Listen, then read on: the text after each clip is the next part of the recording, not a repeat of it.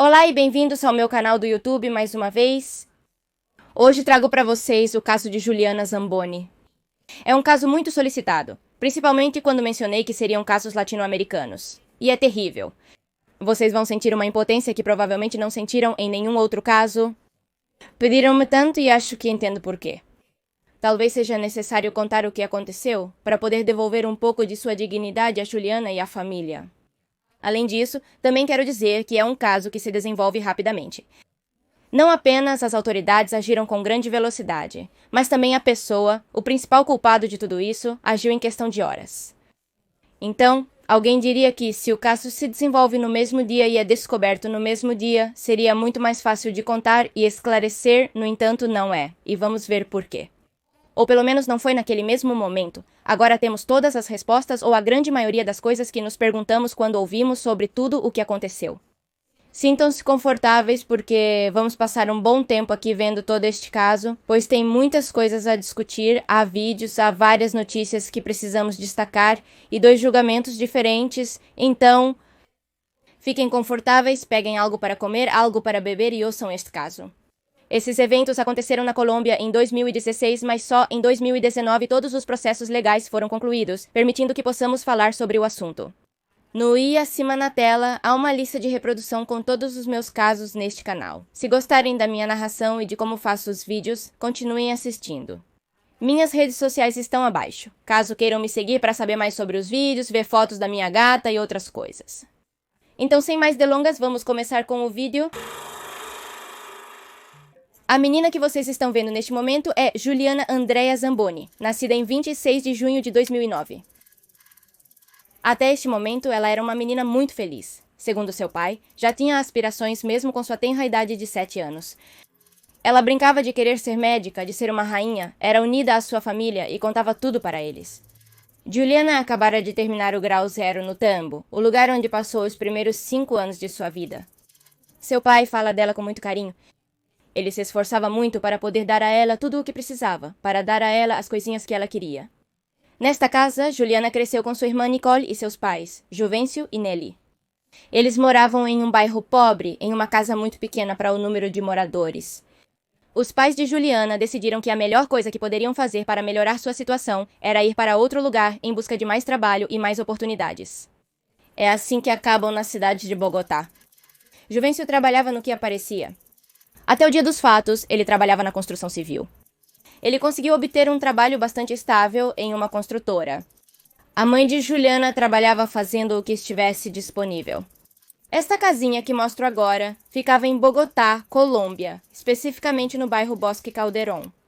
A família estava lidando com um grande problema em relação às colheitas em sua localização anterior. Viviam em um lugar onde o pagamento não era bom e as condições em que viviam não eram suficientes para criar uma família. Chegam a Bogotá buscando, como eu disse antes, uma vida melhor. Antes dos acontecimentos, eles pareciam ter uma vida tranquila. Eles estavam melhorando e trabalhando.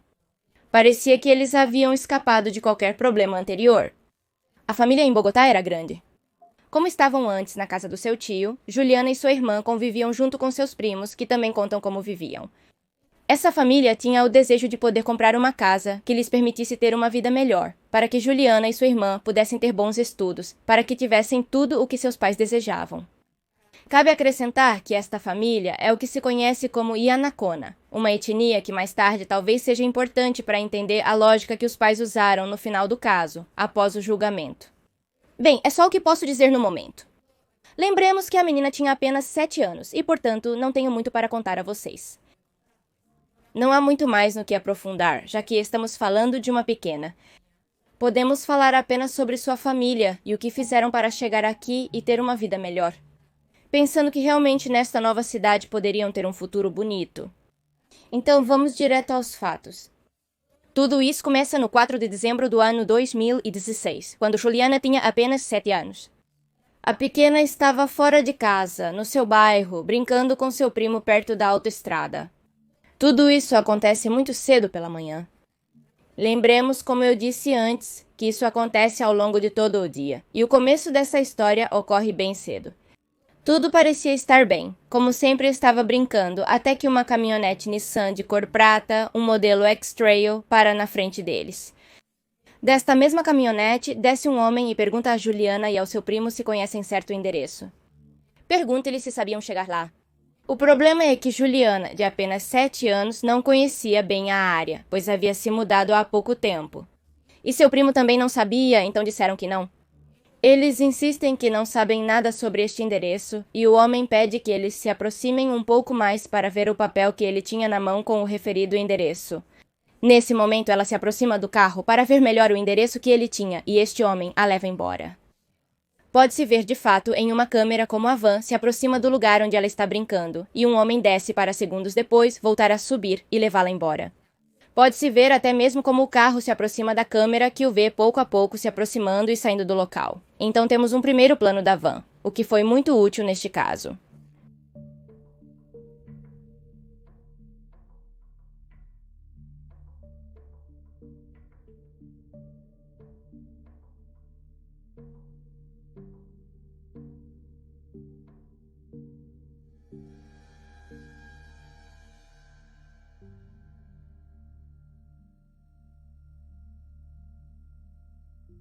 Imediatamente, o primo de Juliana vai para dentro da casa e avisa aos pais o que acabou de acontecer. Ele, obviamente, estava desesperado, então os pais não hesitaram em sair para ver se o carro ainda estava lá, já tinha ido embora.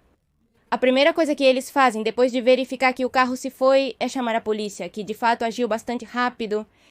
É algo que devo destacar, pois não é comum a polícia agir tão rapidamente, mas sendo um caso envolvendo uma menina, é compreensível.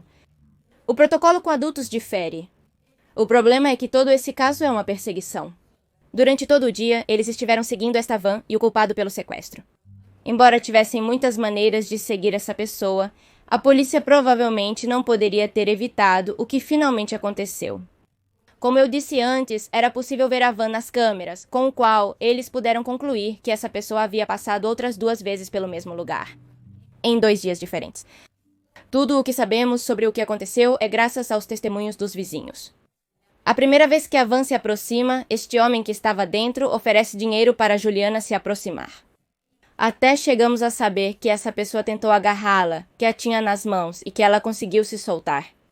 A segunda vez ele voltou, mas desta vez Juliana estava com seus amigos brincando, então em vez de simplesmente ir embora, ele decidiu convidar todos para dentro do carro. Ele queria que todas as crianças entrassem na van. As crianças não fizeram isso, então ele não conseguiu realizar o que queria e foi embora. Na terceira tentativa, ele conseguiu levá-la. Pôde-se concluir então que este homem estava planejando isso e que, evidentemente, passou dias com o mesmo plano de levar a mesma pessoa. Ou talvez a alguma outra criança ou a várias da mesma zona. Podemos deduzir que provavelmente ele também não sentia medo, sem riscos em sua mente sobre possíveis acontecimentos. Passando 3 vezes pelo mesmo lugar, sentia que nada de ruim poderia lhe acontecer. Vamos ver depois, porque talvez essa pessoa pensava que não haveria risco em sequestrar crianças deste lugar. Também é graças a essas gravações que conseguimos saber a placa da van, que era 500B ou 960. Com isso, eles conseguem descobrir o nome do proprietário da Nissan. A van estava no nome da esposa de Francisco Uribe Nogueira, a quem a polícia contatou rapidamente. A polícia liga para Francisco e ele parece que não entendia nada, não sabia o que estava acontecendo e não reconhecia porque estariam ligando para ele sobre a van. Então o que eles fizeram foi convocá-lo para poder explicar melhor tudo o que havia acontecido. Quando se encontra com os oficiais, eles explicam que a van Nissan, que estava no nome de sua esposa, havia sido usada para um sequestro. Ele, não sabemos se estava se fazendo de desentendido ou se realmente não entendia o que estava acontecendo, mas diz naquele momento que não sabia exatamente quem dirigia aquela van. Francisco explica aos oficiais que, na verdade, essa van era da família e que não havia uma única pessoa que a dirigia.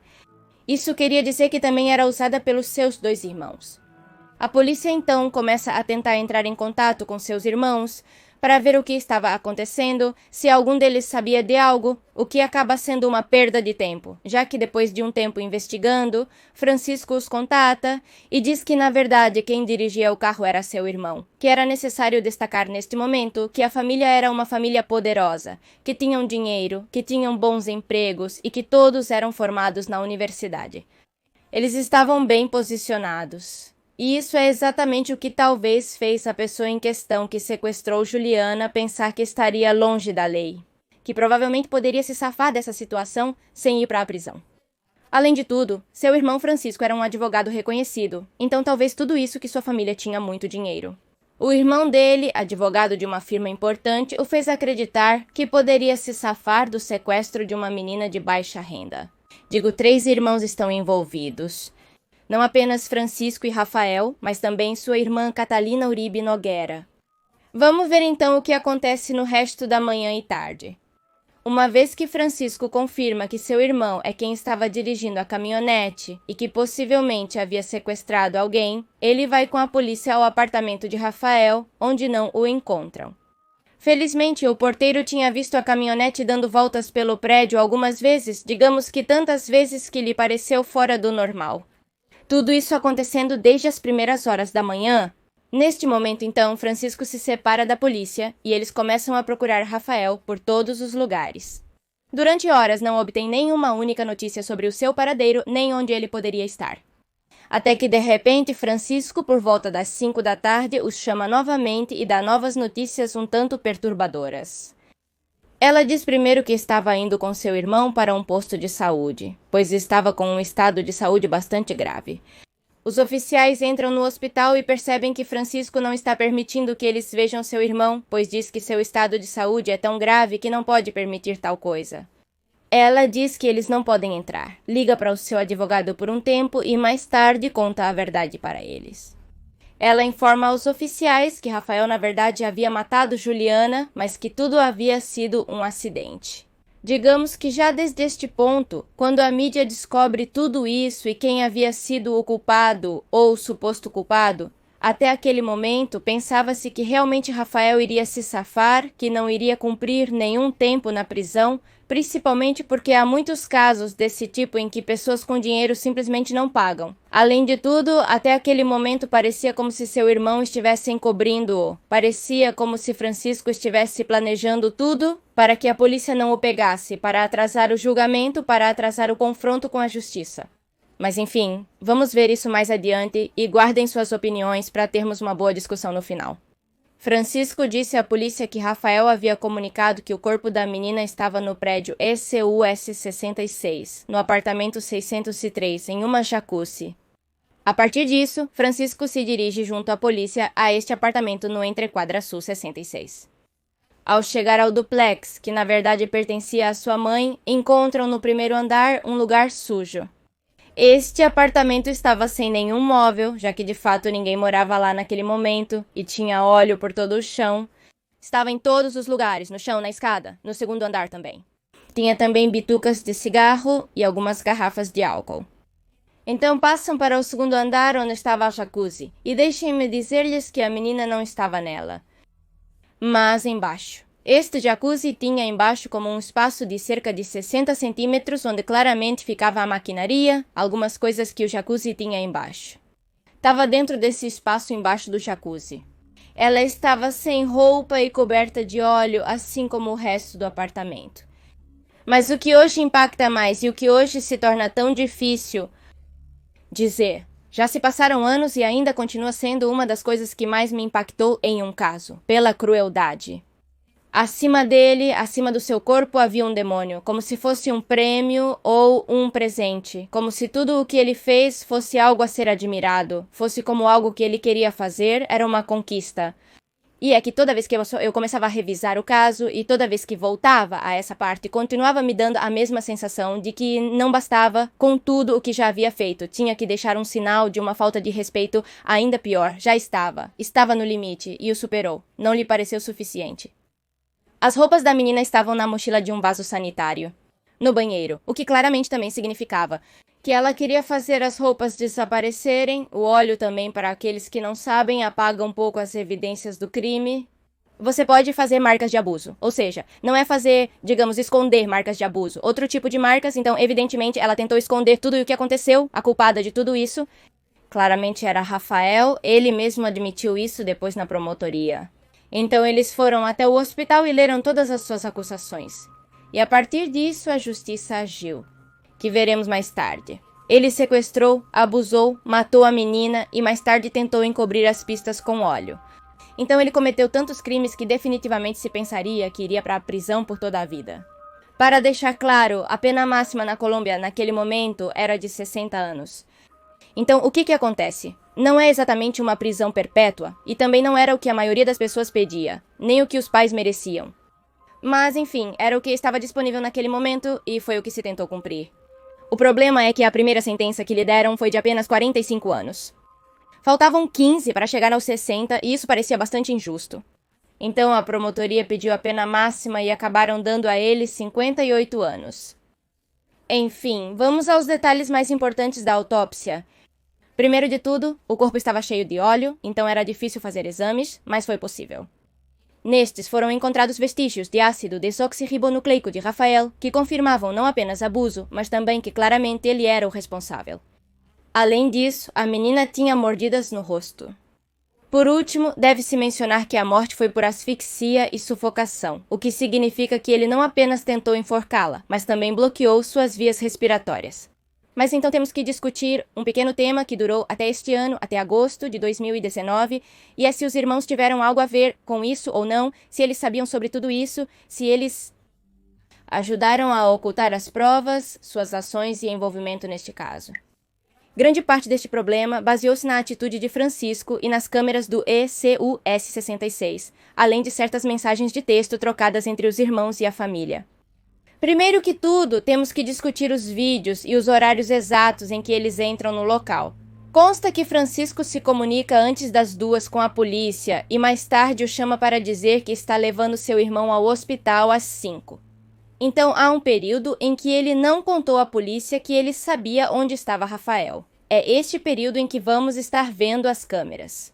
No domingo, 4 de fevereiro, às 3h32 da tarde, vê-se Catalina Nogueira chegar ao prédio e 10 minutos mais tarde, vê-se Francisco entrar atrás dela.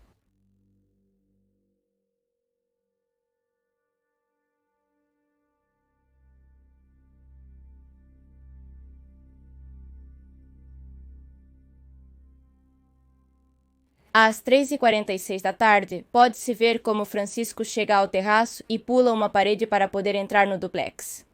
Como eu disse antes, o duplex tinha uma jacuzzi e, portanto, ficava no último andar do prédio.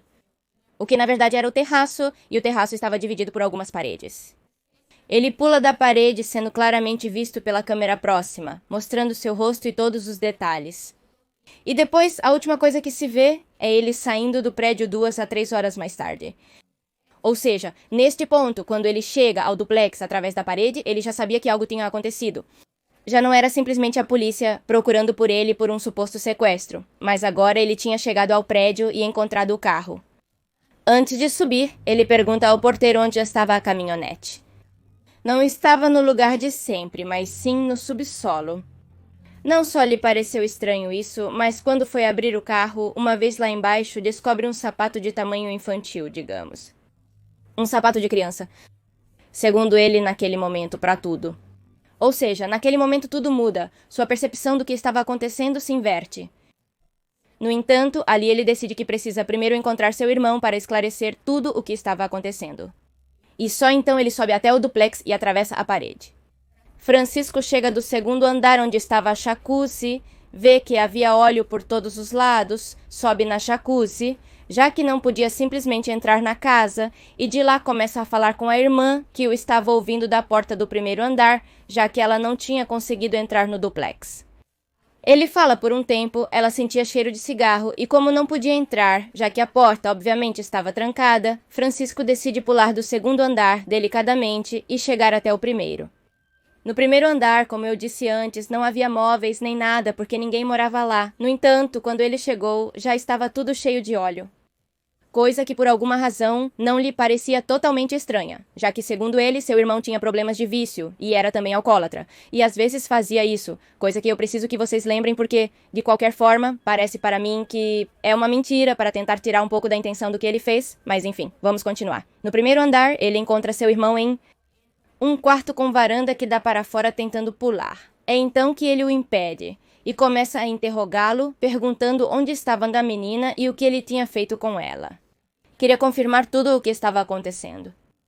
Francisco dá a entender que tudo sobre o óleo, os cigarros, o álcool já estavam lá antes de ele chegar. Rafael fez tudo isso diretamente e não tinha nada a ver com ele. Apesar dos interrogatórios, Rafael não queria dizer nada. Ele não revelou o que fez com a menina, suas roupas, nem explicou por que espalhou óleo por toda parte. Até que Francisco insistiu o suficiente para que ele dissesse que a menina estava morta e que tinha sido um acidente. Na verdade, ela tinha pulado do carro. No entanto, isso é uma contradição. Quando ele começou a falar, contava coisas diferentes. Que no início a menina tinha contado outra coisa, que depois ela se jogou do carro, mas que ainda foi um acidente. Cansado de tudo, Francisco finalmente abre a porta para sua irmã, que parecia estar chorando e muito preocupada. Ela adentra o apartamento e vasculha todos os cômodos, esperançosa de que a menina esteja viva, escondida em algum lugar. O principal problema a ser discutido aqui, apesar de tudo que pode parecer suspeito, é que Francisco chamou seus advogados em vez de ligar diretamente para a polícia, quando já havia se comunicado com eles antes. Ou seja, ele poderia ter ligado diretamente para os oficiais ou até mesmo para o 911, informando que tinha o possível assassino de uma menina. Ele ligou diretamente para alguns colegas e seu advogado. Contudo, da perspectiva de um advogado, eu diria que esse é o procedimento padrão. Certamente haveria um julgamento e seu irmão era culpado de algo. Segundo ele, naquele momento não sabia exatamente o que havia ocorrido nem como, mas tinha ciência de que haveria um julgamento e precisaria de um advogado. É procedimento comum chamar a defesa. No entanto, para muitos teria sido correto ligar diretamente para a polícia, já que, digamos, nada poderia ser evitado. Ele havia mentido. Estava mentindo naquele momento. Ele ocultou um corpo e evidências, tentando apagar todos os vestígios do crime com óleo. E além disso, ele tentou se jogar do apartamento, então talvez teria sido prudente ligar diretamente para a polícia. Além disso, eles ficaram 3 horas lá dentro. Ela recebeu críticas e continua recebendo críticas até hoje por isso mesmo. Vamos falar sobre as mensagens trocadas na família. Houve muitos que não implicavam muito, não implicava que eles eram culpados de tudo isso, nem que realmente tentaram ajudar Rafael naquele momento, mas eles apagaram as mensagens que tinham a ver com isso, então essa parte é a que intriga mais. No WhatsApp, Catalina e sua mãe conversavam sobre a situação de Rafael antes de poderem entrar. Catalina escreve o seguinte para sua mãe. Eu liguei para ele 11 vezes e ele não atendeu e desligou o celular. Francisco entrou pela varanda do apartamento 66. Ele está dentro e estou esperando que ele me abra ou diga algo. E é depois de encontrá-lo já estando no hospital que ela diz o seguinte. Eu disse para ele não tomar os comprimidos para o coração. A mãe responde perfeitamente e diga a ele que o amamos tanto que só pensamos nele. O melhor para nós é que ele pare de sofrer. Diga a ele que o amamos e sempre amaremos. Catalina responde, já disse a ele. Ele quer morrer, mamãe. Não sei o que fazer para ajudá-lo. A mãe diz, deixe-o, e Catalina termina com o seguinte. Sim, mas aqui eles não o deixam. Obrigaram-no a tomar os comprimidos para o coração. Eles estavam obviamente falando que este homem poderia muito bem morrer. Que o queriam e que preferiam. Que terminasse sua dor, entre grandes aspas, por assim dizer, para elas. Por algum motivo, ele sofria. Mas acredito que é importante começarmos a discutir algo. Porque depois eles são julgados.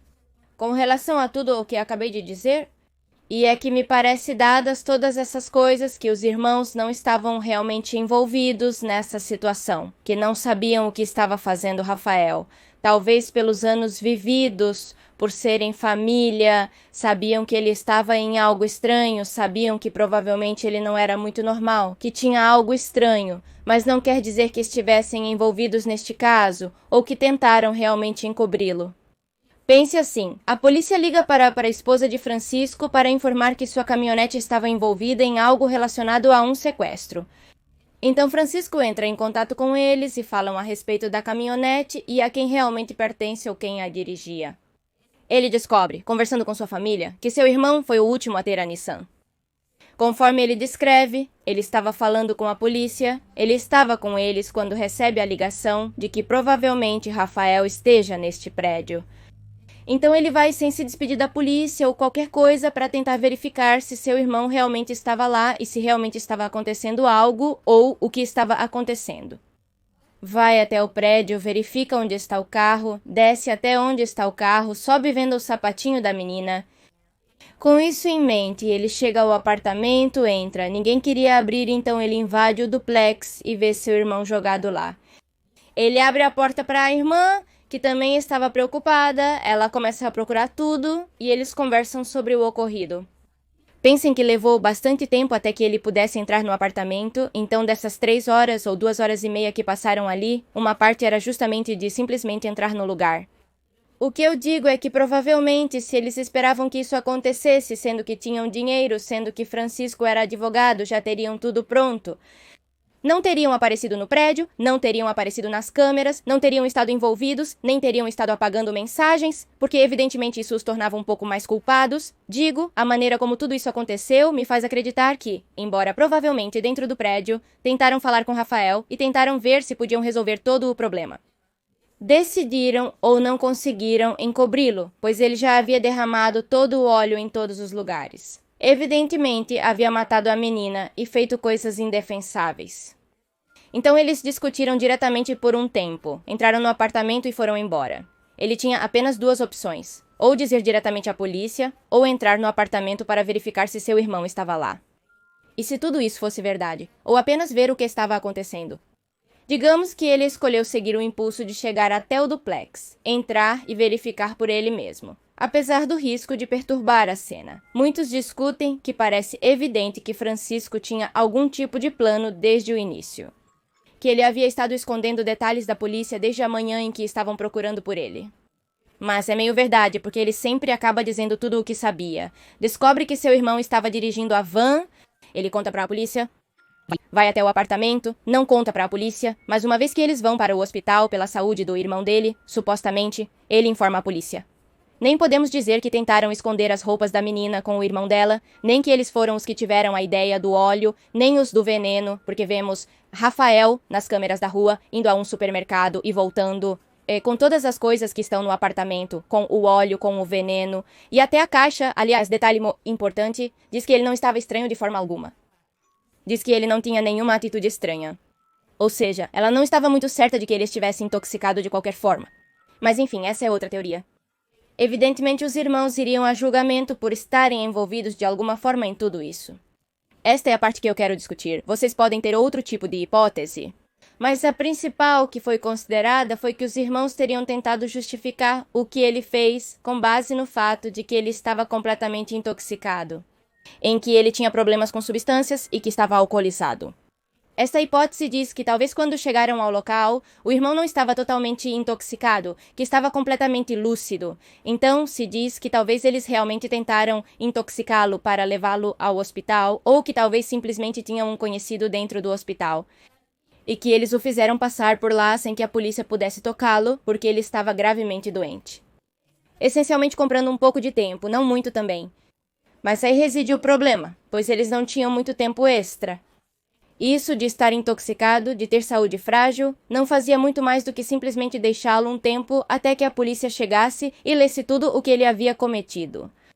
Então pode-se ver pelas câmeras que o levam ao hospital psiquiátrico que disseram naquele momento levá-lo lá porque pensavam que talvez com as substâncias que ele havia ingerido seria melhor levá-lo lá.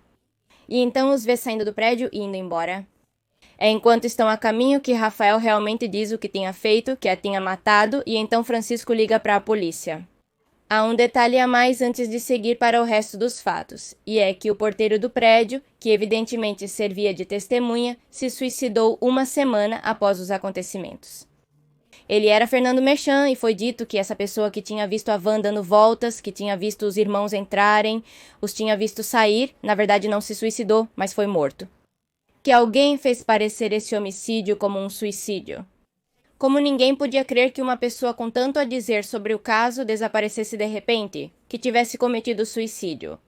Mas faz sentido. Vejam, este homem deixou uma carta para suas filhas dizendo que era inocente. E vocês devem estar se perguntando se ele era inocente e por que decidiu fazer isso. E ele provavelmente pensou que seria usado como bode expiatório. Ou seja, que ele seria usado como uma pessoa que na verdade era inocente, mas que seria declarada culpada, ou que as provas dentro do departamento o fariam parecer culpado. É o que ocorre nesses casos com pessoas muito poderosas. Pessoas próximas à cena do crime, sem recursos para defesa, como advogados, às vezes são usadas como bodes expiatórios para os crimes cometidos.